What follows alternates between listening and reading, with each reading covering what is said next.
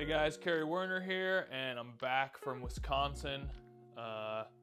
Fun, fast weekend racing the Cheq 40, and I figured I'd give you guys a little race recap.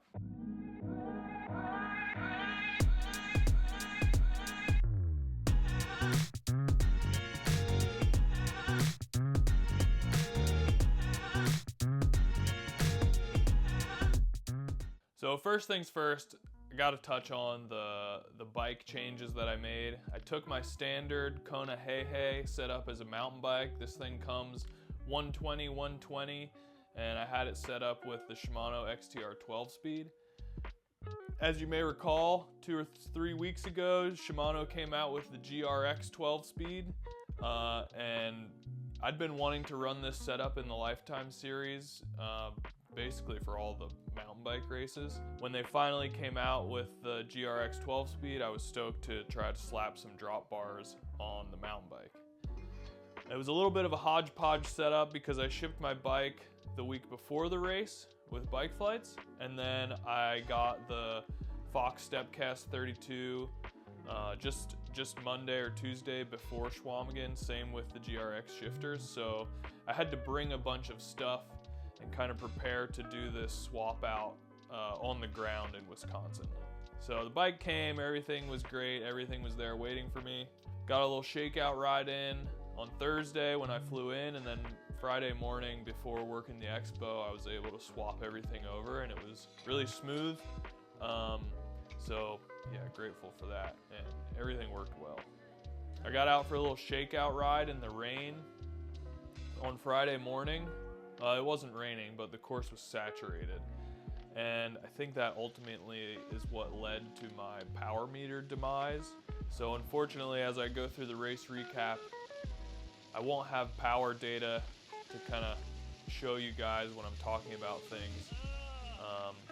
I mean, I have a little bit of power data. The first hour of the race, the power meter said that I averaged almost 470 watts, which is a good bit higher than what I think I could do for an hour. Anyway, Saturday morning, stoked to not have to wake up early. Just with a 1 p.m. start, we were able to kind of have a nice casual morning. And then, yeah, racing got underway at 1 p.m. You know, right away coming into this, I knew that it was gonna be fast, and like last year in the mud, they did it in just over 2 hours, so I didn't do it last year. So this year, with it being a bit drier, I knew it was gonna be close to 20 mile an hour average.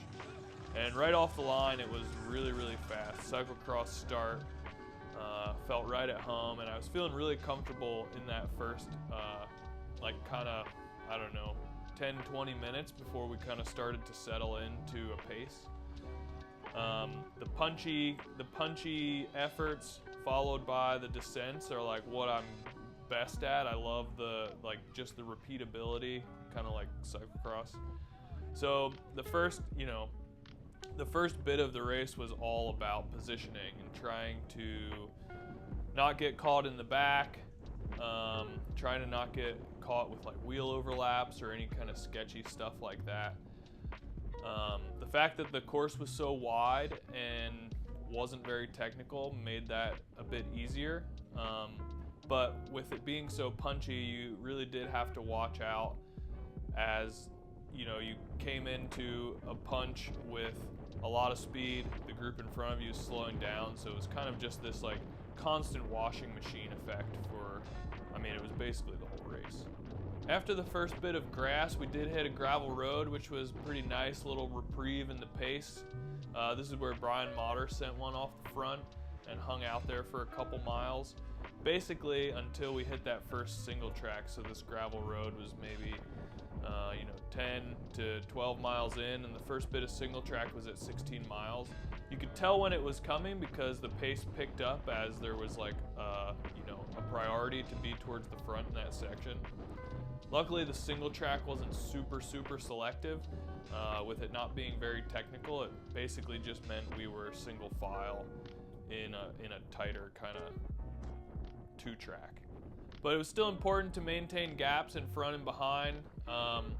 you'd come into these pinch points and then it would accordion out and kind of come into pinch points. I actually got caught out on one of these pinch points and watched the kind of front group ride away from me. Luckily, they weren't continuing to push super hard and I was able to connect right back on.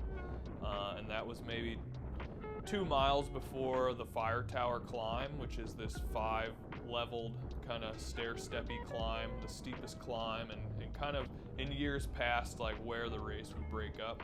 Trying to get back on, I think I burned some matches not being in good position, and then I found myself in good position at the base of the climb, but I think the fatigue was starting to set in.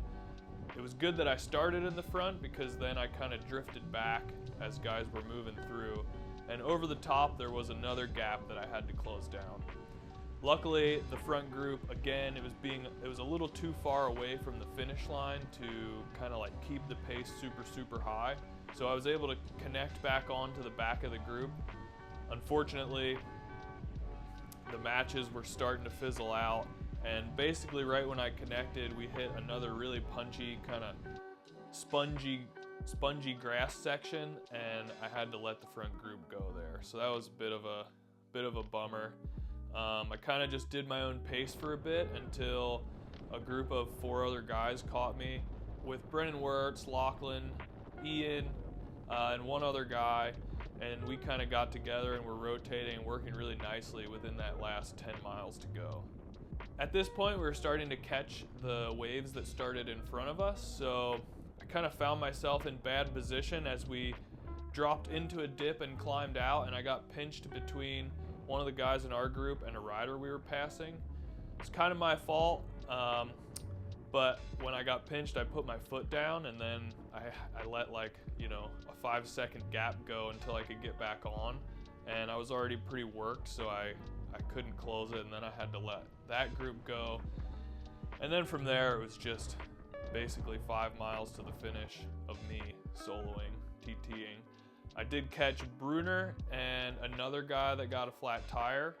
I think Brian Motter also flatted in that last 3 miles, which is there were some rocks and stuff, and especially heading into that with a big group, I could see where maybe if you didn't see a rock, you would just rim out and pinch. So with that last 3 miles, I came in by myself in 23rd place. Not terrible, but definitely not where I wanted to be. It's always hard to kind of talk about races that you didn't do well at, but it's also nice because you kind of learn some things. And something I learned is maybe that I need to take a little bit of a break before the next round of the Lifetime GP, Trinidad. So just chilling here at home. I got a weekend off and then heading out to Colorado for Trinidad. Something else I can talk about is, how about this sweet new shirt? This is my logo. K-dubz did what? K-dubz did what is what my LLC is that I run my racing program out of. And if you're into this shirt, which I also have other colors of, you can find these on my YouTube store. Couple colors, different sizes. There's even a Sherman print. So if you're a big fan of Sherm, big fan of me, help out by buying a shirt maybe. These are drop shipped to you. Yeah, if you have any other ideas for good shirt designs, let me know and I'll get them on the web store. There's only 2 more rounds left, Trinidad and Big Sugar. Sitting 23rd in the series overall, so I really gotta make some good things happen in these last 2 rounds. Hopefully find myself in maybe the top 15. Thanks for watching, and we'll see you next time at the Trinidad Lifetime GP.